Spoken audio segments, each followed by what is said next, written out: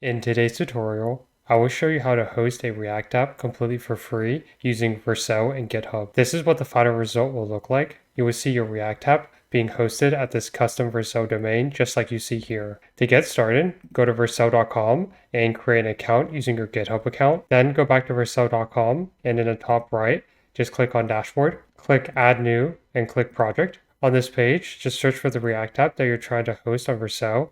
In this case, mine just called Vercel React App, and I'll click Import.